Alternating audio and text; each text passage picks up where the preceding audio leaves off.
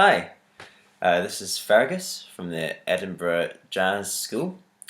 In the first of these kind of online video tutorials, kind of replace our sessions and hopefully keep everyone kind of motivated and practicing during this weird, lonely, boring time. Hopefully this provides a little bit of relief from boredom for everyone. So today I wanted to talk a little bit about arpeggios. This is the first of two videos that I'm going to do talking about how we can use arpeggios as a practice mechanism and as an improvising mechanism as well.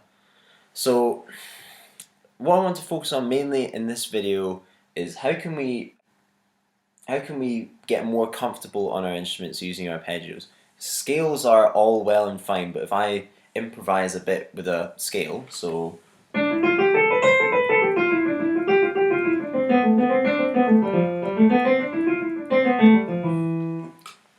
fine, all well and good, but doesn't quite, not only is it a little bit stiff and boring, it doesn't quite cover all the chords that I actually wanted to play there. I was playing over a 2-5-1 in C major, but you wouldn't really know because you can't outline chord shapes with scales necessarily. But with arpeggios, the amount of colours that you can create, it's a much more wide palette. So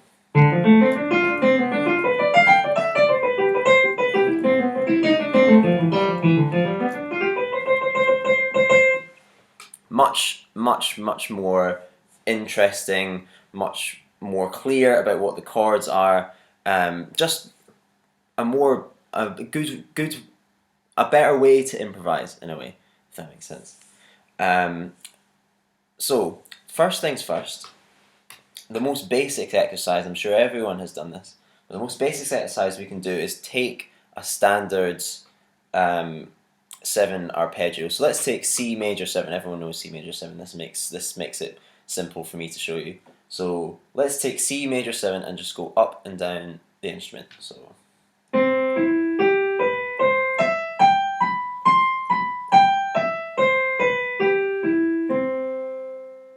very simple, but it's actually an incredibly helpful exercise, I think, for all instruments, because being able to fluidly move up and down your instrument is quite a hard thing to do. And doing arpeggios, not just relating it to jazz and using 7 arpeggios, so our C major 7. It's good for all instruments. Say you're a sax player, you want to practice going up and down your horn, so you go up your horn up into the altissimo register and back down. Makes you much more comfortable like that. Bass, if you want to go from the bottom all the way up to thumb position, these arpeggios are a really good way to do that. For piano players, thumb turning. For all instruments, it's endlessly useful. So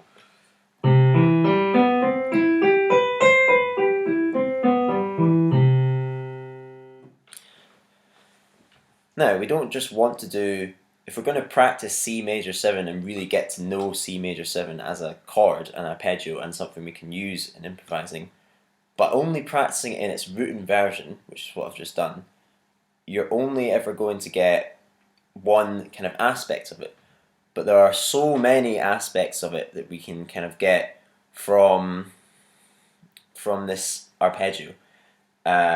So first things first, if we're talking about going up and down the instrument, we want to make sure we do all the inversions as well. So obviously we've got root inversion, first inversion, second inversion, and third inversion. So if I practice all of these up and down the instrument,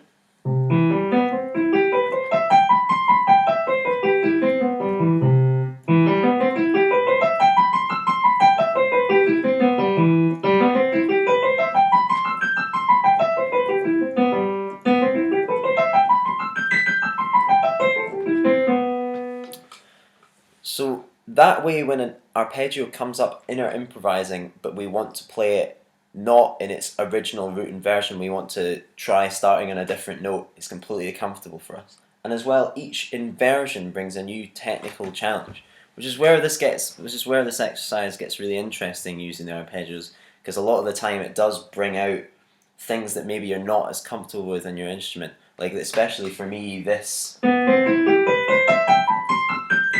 a big thumb turn in there, a big jump for the hand. So for me, that's actually a really good one to practice, because if I do that slowly, get used to the thumb turn, it's helpful.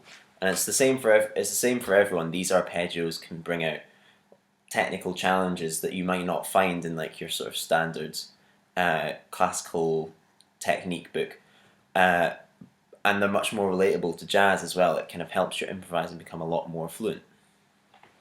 So how can we make this a bit more interesting? So we've done that. It's a bit boring. What can we do that sort of makes it a little bit more interesting? Well, there are certain other tricks that we can make up for ourselves, and this is something that's entirely up to you. So if you've got an idea for your own little exercise and you want to just make one up, that's absolutely fine. I would really encourage you to do that and be creative about your practice. It's a very important thing to do. But here's a couple of things that I've used over the years which I find really helpful. So a really nice one is just doing all the inversions in kind of one fell swoop. So we go first root inversion, then first inversion, second inversion, third inversion, and it'll kind of look like this.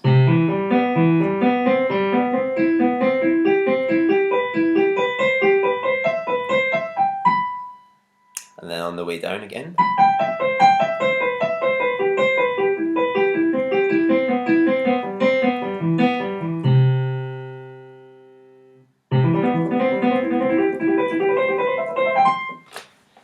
So again, this kind of like going up and down your instrument, but kind of having to change positions.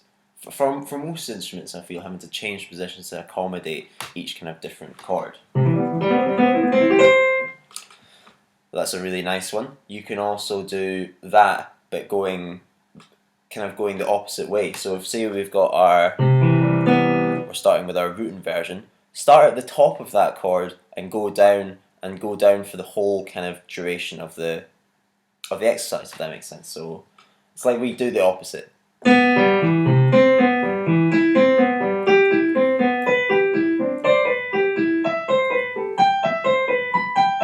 then back down. Mirror image.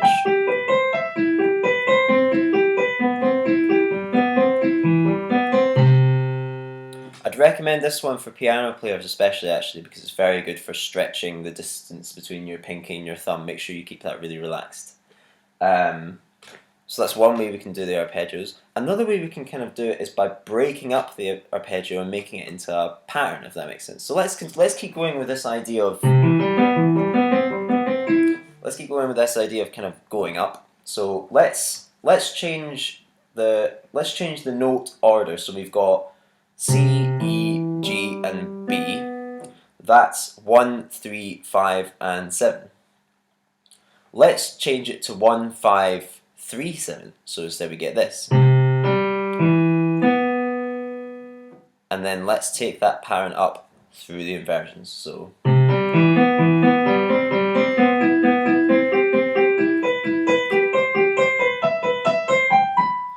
and that's a bit of a brain melter, but it's very useful, just for getting used to the way around the arpeggios. And let's go down as well.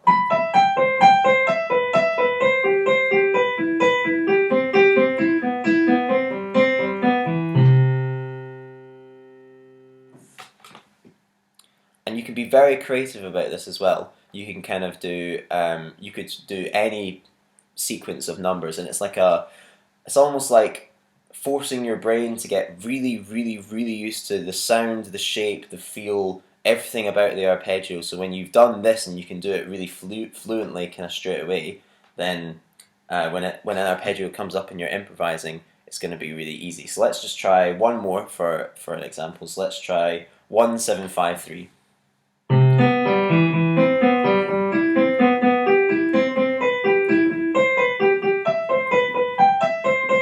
Back down.